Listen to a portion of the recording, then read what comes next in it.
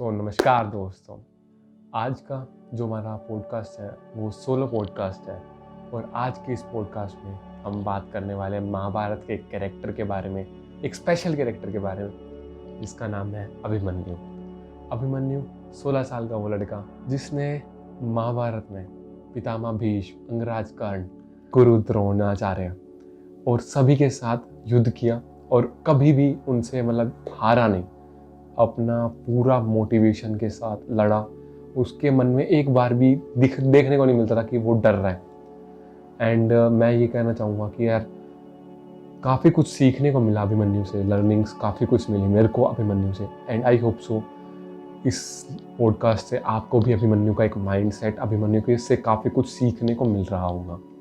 तो without wasting time हम ये शुरू करते हैं।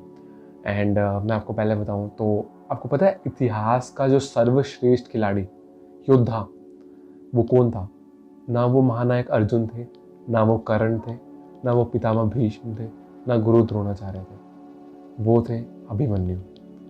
और अभिमन्यु हमारे जैसा ही, मैं 19 साल का हूँ, हमारी जनरेशन की वो 16 साल का बच्चा जो उस टाइम पर 16 साल की उम्र में उसने 7 योद्धा से अकेले लड़ाई करी और फिर उनको हराया भी और फिर वो वहाँ जाकर मरा। हमारे कोई कह दे कि 7 योद्धाओं से लड़ना है, हमारी तो ऐसे हालत पतली हो जाए, बट वो अकेला 7 योद्धाओं से लड़ा।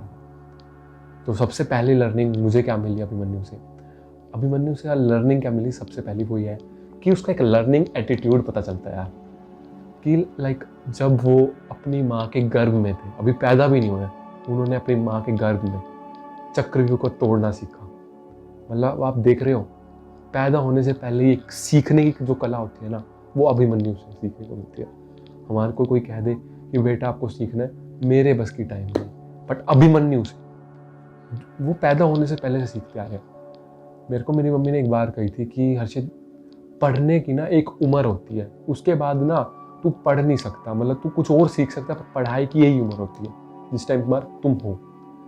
तो मैं कुछ वैसे ही दिख रहा, एक स्टोरी सुनी मैंने, उसमें एक सर थे, 70 ईयर्स ओल्ड थी उनकी एज।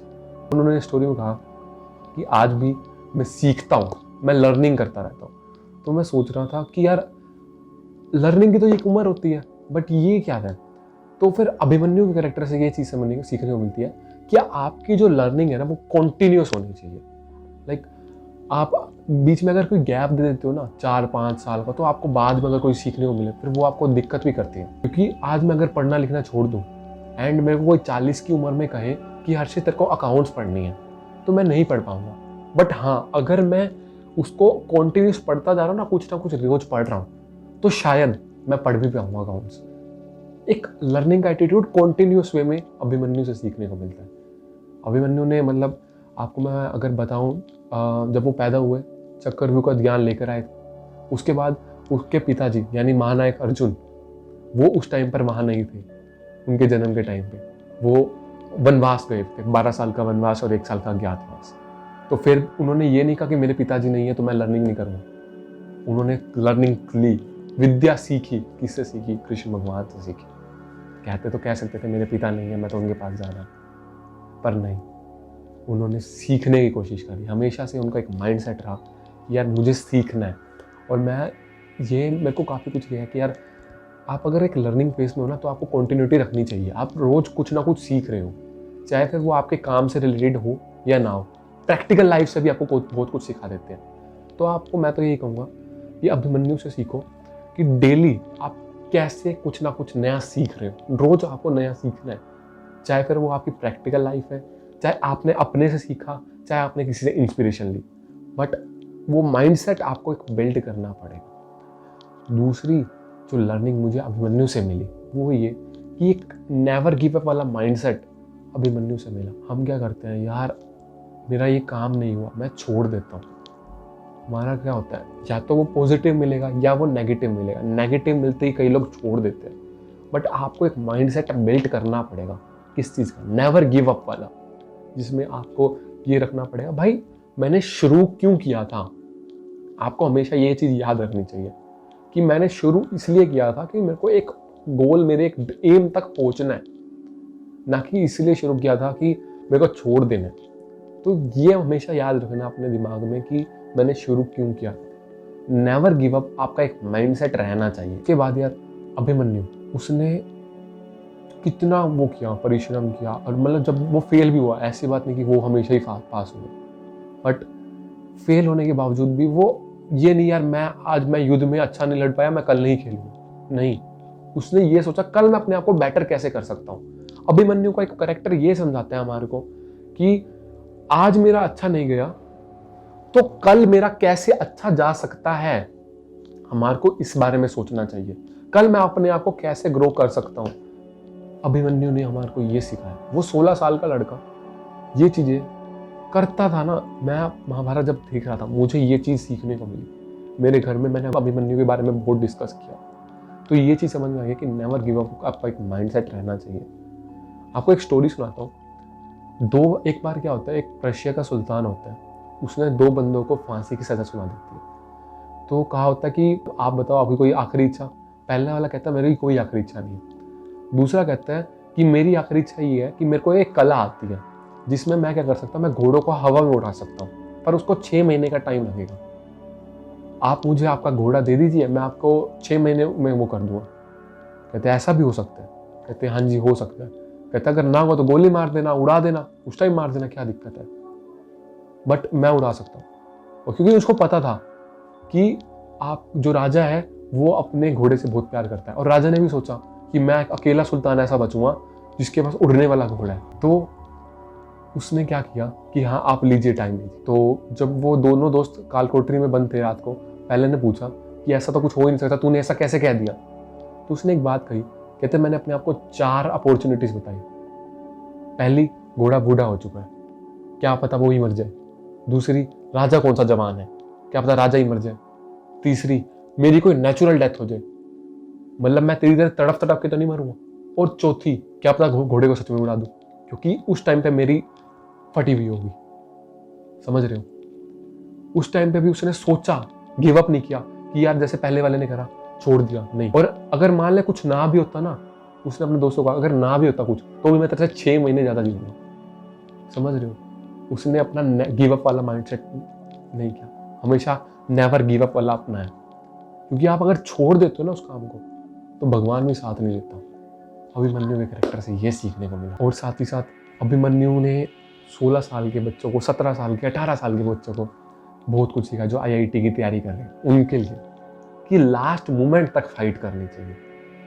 आपके पास अगर कुछ है या नहीं है, आपके पास आपकी बुक्स हैं, शस्त्र हैं, अस्त्र हैं तो ठीक, नहीं है तो आप किस चीज से लड़ाई कर सकते हो, आपके दिमाग चल रहा है उस टाइम पे या नहीं, जिस क्वेश्चन में चल रहा है उसको अच्छे से कैसे प्रेजेंट कर सकते हो। ये अभिमन्यु का माइंडसेट। याद है जब वो अकेला था, 7 योद्धा थे, धनुष छूट गया, अपने पास तलवार थी, तलवार से लड़ा, तलवार भी छूट गई, चक्र उठाया, चक्र से लड़ने लग गया। ये होती है never give up, last moment तक फाइट कर। आप समझ रहे हो, लास्ट मोमेंट तक फाइट कर। तो जैसा ये अभिमन्यु का माइंडसेट है, आई होप आप भी ऐसा माइंडसेट अपना रहे होंगे जिसमें लास्ट मोमेंट तक एक फाइट करने का जो जज्बा होता है। तीसरी और बहुत इंपॉर्टेंट वो है प्रैक्टिकल नॉलेज। जब मैं 17 का था तो मैं ये सोचता था कि आपके दोस्त शायद उतने मैटर नहीं करते, आपकी फैमिली और आपका काम, जो आप काम कर रहे हो, चाहे वो कुछ भी हो सकता है, कोई स्किल्स हो सकते हैं, कुछ भी हो सकता है, वो बहुत ज़्यादा मैटर करता है। आपका काम उतना और आपकी फैमिली भी मैटर करती है, बट एक टाइम पर नहीं। पर अभिमन्यु के माइंडसेट से ये चीज़ सीखने को मिली। कैसे? अभिमन्यु जब उसके फैमिली को जरूरत थी ना, तब वो उनके साथ रहता था। जब उसको अपने काम पे फोकस करना है, वो काम पे फोकस करता था। ये नहीं कि फैमिली को टाइम ही नहीं दे रहा, और ये भी नहीं कि सिर्फ अपने काम को टाइम नहीं दे रहा। आपको बात समझ में आ रही है? हम क्या करते हैं, 18 घंटे सिर्फ काम को ही देते रहते हैं, अपनी फैमिली को भूल जाते हैं। आपको 1 घंटा अपनी फैमिली को जरूर देना चाहिए, चाहे खाना खाओ उनके साथ, चाहे कुछ भी। और ये मैंने चेंज किया अपनी लाइफ में, मुझे काफ़ी सुकून मिली कि चाहे हम पूरे दिन साथ नहीं मिलते, बट एक टाइम वो खाना हम खुद साथ खा रहे हैं, इससे बड़ी बात क्या हो सकती है। आपका जो फैमिली का टाइम होता है वो बहुत प्रीशियस टाइम होता है, आपको उनके साथ टाइम देना चाहिए। समय काम के टाइम पर काम करो और फैमिली के टाइम पर फैमिली करो। आपके काम से, आपके अगर फैमिली में कोई बंदा बीमार है और आप अपने काम पे फोकस कर रहे हो, वो शायद गलत है, वो शायद नहीं, वो पक्का ही गलत है। पर आप ये देखो, आप अपने काम से अपनी फैमिली को बचा सकते हो? अगर हाँ, तो आप काम पे फोकस करो। जैसे अभिमन्यु ने किया था, उसको ये पता था कि पूरी महाभारत में किसी के पास भी चक्रव्यूह का इलाज नहीं है, उनके पास अकेले के पास है। उन्होंने मना नहीं किया क्योंकि वो अपनी फैमिली को सेव कर। तो फैमिली और काम पर ध्यान देना इक्वल दो, ठीक है। अगर फैमिली को जरूरत है तो काम को आपको ऑटोमेटिकली कम कर देना चाहिए। एंड लर्निंग नंबर 4 वो क्या मिली, वो ये मिली कि अभिमन्यु का एक माइंडसेट मुझे समझ में आया। अभिमन्यु ना, आप जब भी देखो महाभारत, आपने देखी हो या नहीं देखी हो तो देखना, आपको एक चीज़ समझ आएगी। अभिमन्यु अपना मैक्सिमम टाइम ना अपना काम पे तो देता ही था, और वो ना उन बंदों के साथ देता था जो उससे उम्र में कुछ बड़े हैं, 5-6 साल 7 साल बड़े हैं। वो चाहे किसी चीज़ में, वो चाहे तीर चलाने में है, वो चाहे नॉलेज में है, वो चाहे पैसों में है, वो चाहे किसी चीज़ में। भगवान कृष्ण, महानायक अर्जुन, उसके पिता के साथ बहुत रहता था, पांडव, 5 पांडवों के साथ। पर ऐसा नहीं है कि वो अपने साथ अपने भाइयों के साथ नहीं रहता था। आपको एक चीज़ रखनी चाहिए कि 18 घंटे में से 12 घंटे आप अपनों से बड़ों के साथ बिताओ।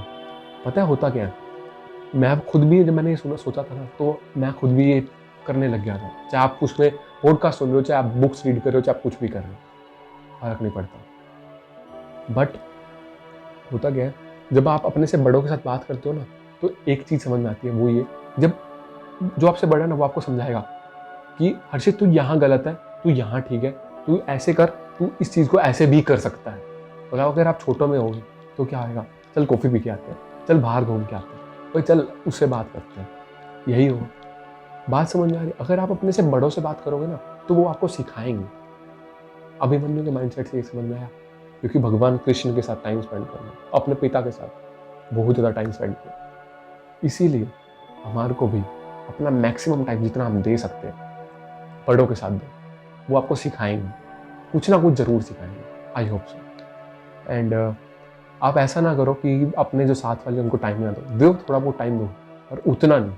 अभिमन्यु से ना एक चीज़ और सीखने को मिली, वो थी प्रॉब्लम्स का सामना करना। हमारे में क्या होता है यार, प्रॉब्लम्स आते हैं, हम खराब हो जाते हैं, अपने बेस्ट फॉर्म में नहीं होते। बट पता क्या है, अभिमन्यु ना जब भी उसके सामने प्रॉब्लम आती थी, वो कभी भी निराश नहीं होता था। उसके चाहे आपके सामने आप देख लो, पितामह भीष्म थे, जब उसके साथ पितामह भीष्म के साथ लड़ाई हुई, जब अंगराज कर्ण के साथ लड़ाई हुई, उसके पास चेहरे में इतना सा भी शिकवा नहीं था, हमेशा हंसता हुआ था। इवन जब वो मर भी रहा था ना, तब भी वो हंसते थे। क्यों? क्योंकि उसे पता है यार, मैं अपना बेस्ट अब दे सकता हूँ। अगर मैं प्रॉब्लम्स में आ गया, अगर मैं प्रेशर में आ गया, तो मैं अपना बेस्ट नहीं दे पाऊंगा। आपको बात समझ में आ रही है? आप चाहे जैसी भी प्रॉब्लम हो, आपको अपना बेस्ट देना पड़ेगा। और बेस्ट कैसे दे सकते हो? उस प्रॉब्लम के बारे में सोच के नहीं, हंस के। उस प्रॉब्लम के बारे में हंसो कि हाँ, आप जो अगर आप हंस रहे होगे ना, तो आप मोटिवेटेड होगे अंदर से। आपको अंदर से स्माइल होनी चाहिए।